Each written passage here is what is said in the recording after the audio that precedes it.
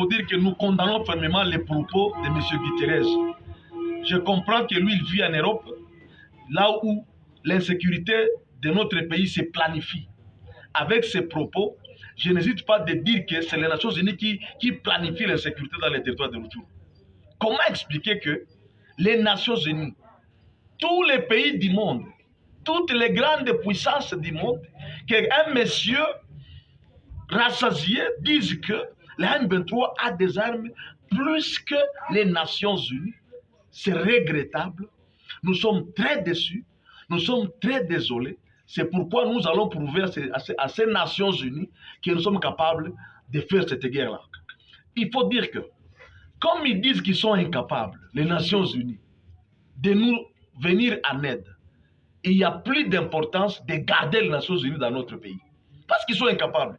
Et même viennent de le déclarer. Si le numéro 1 déclare, même cet MONUSCO qui est maintenant ici, je crois qu'il est grand temps que la population, nous allons être mobilisés. Après ce sit-in ici, nous allons tous, la population, être mobilisés contre cette Nation Unie, contre cette MONUSCO qui est chez nous.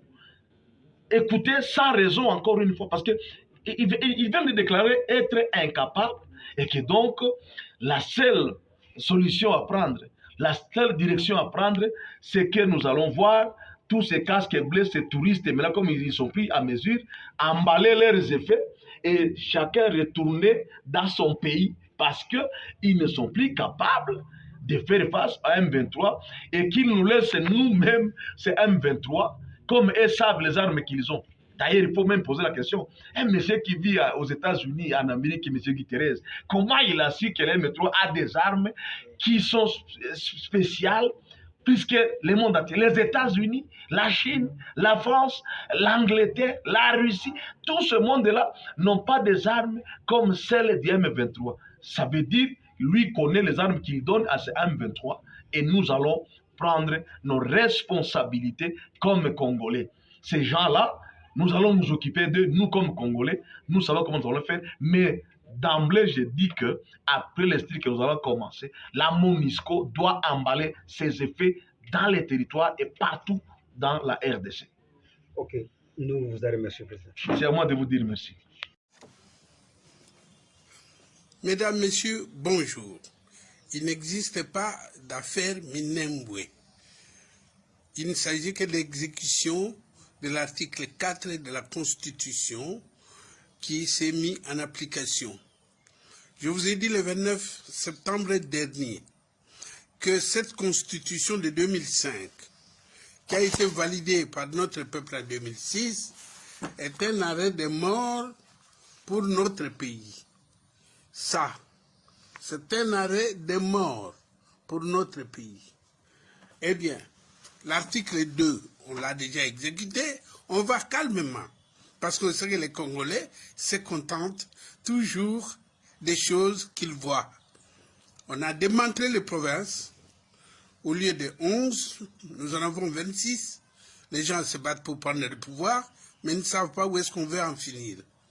Et maintenant, article 4 appliqué, l'État peut organiser des territoires décentralisés sans demander aux autochtones. Et on va aller à l'article 9, parce que c'est dit, les sols et les sous-sols n'appartiennent à personne au Congo.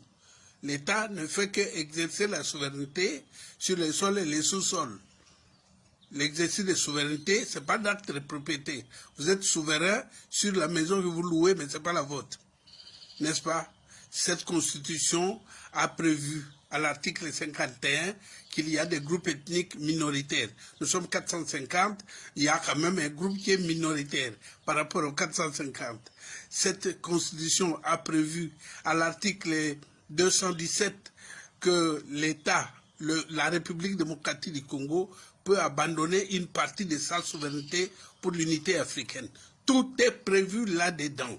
Et on va démanteler petit à petit notre pays. C'est pour ça que nous avons fait ces draft. Nous avons cru que les autorités qui sont des Congolais vont nous appeler d'urgence pour voir le poison qu'on nous a mis dans la Constitution de 2006 et la corriger par cette draft ici. Nous avons trouvé 48 articles pièges et nous savons qu'il y en a davantage. Donc il suffit qu'on nous reçoit, je fais des demandes chez le président de la République, chez le président et chez la présidente du Parlement, chez la présidente du Sénat, personne ne m'a reçu. Voilà.